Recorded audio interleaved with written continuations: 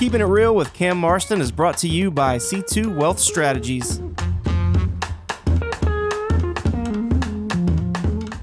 A few weekends ago, my 13-year-old son and I were weekend guests at a camp on the Alabama River.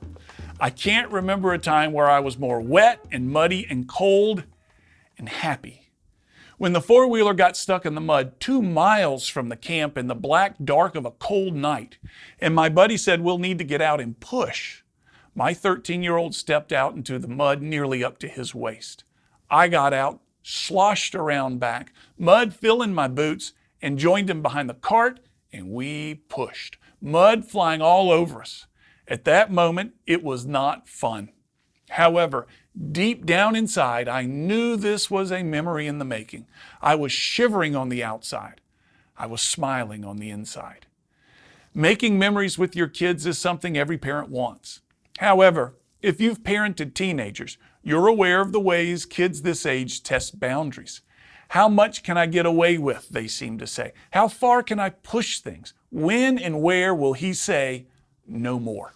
It's a learning process all kids go through growing up, and it can be confused by moments when the kids are working with the adult on something together where, for a time, the kids and the adult are equals, like pushing a four-wheeler out of a mud puddle. This can lead to testing of boundaries through a question that is not asked verbally, but through tone and body language. The teen's question, "Dad, have we become friends? Have the fundamentals of our relationship changed?" Many times I've told my kids, "I'm not your friend, I'm your father.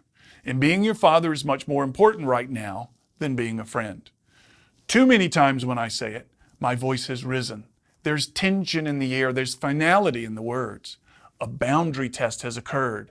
And saying, "I'm not your friend, I'm your father," is an unhappy thing to say. But it's important to me to recognize this distinction between father and friend to my children and me, because part of me wants this friendship.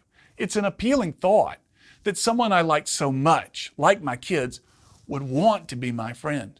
And goodness knows, parenting would be much easier if I became their friend and shrugged off my role as their father.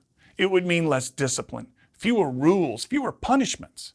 But it would also come with the feeling deep down inside that I'm failing them as a father. Back in the mud, there were no boundaries being pushed. There was no disciplining. There was no punishing.